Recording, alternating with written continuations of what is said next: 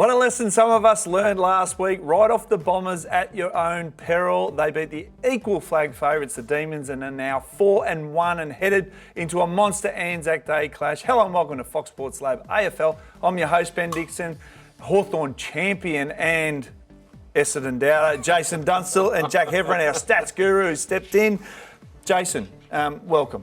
Thank you, Diggo. I'm still trying to douse the flames from the Bombers last week. Geez, did they do a number on me.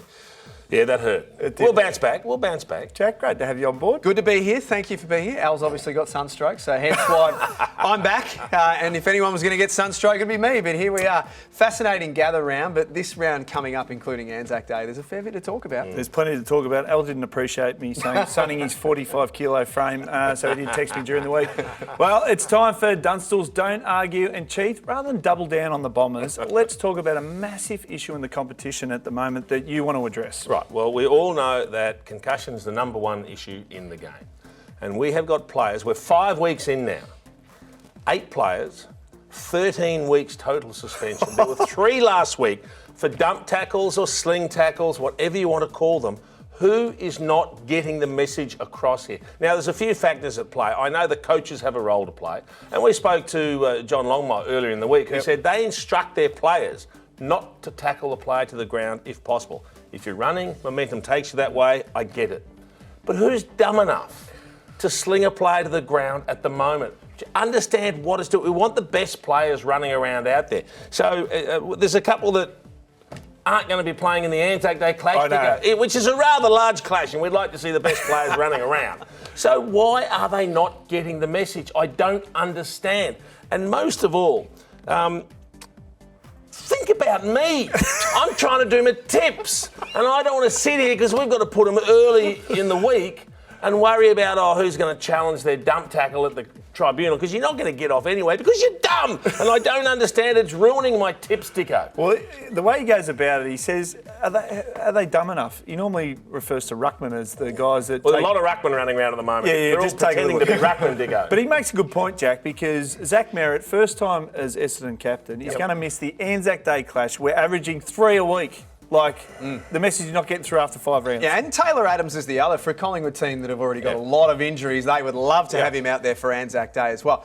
I just wonder, Chief, whether they need to start to, whatever the decision, you think about the bump. In the first 3 weeks, players were booked. It was obvious that there was a crackdown and things changed.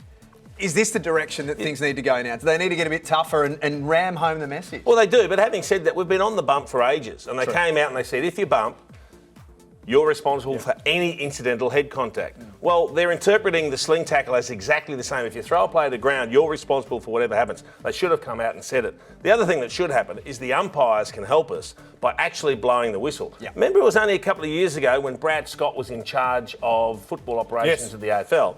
He brought in if you do a 360, you get pinged for holding. You can do 1,080 now. You can go around 3 times. The umpires won't blow the whistle. So eventually you're hanging on to the player and they think, well, he's going to get rid of the ball if I don't do something, so I chuck him to the ground. So I think they can help us as well. But when you're at Clubland, the tackling coaches there, you get some of the great NRL tackling coaches come in and teach you technique.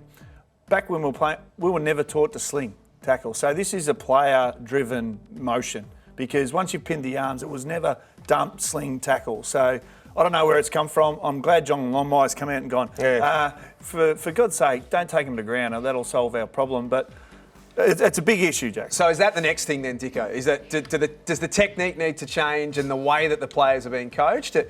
The game's about keeping everything moving now and keeping flow going. I agree with what you're saying about whistling up earlier, Chief, but do the techniques need to change? Well, it's a matter of the attitude is, if you're both running at momentum, you're going to go to ground.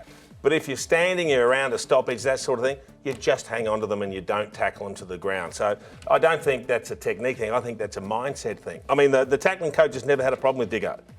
His tackling was perfect. He could just never catch a player to tackle. So we had issues there. He's got such a great point. And just on the sling tackle, it's a great deflection. The Chiefs come in with this ranting and raving about his Bombers sell last week. Hey, I still made money on the stock. It's just that they've gone through the roof, Dicko. All right, the Chief has spoken. If you don't want to do the time, don't be dumb enough to do the sling tackle crime.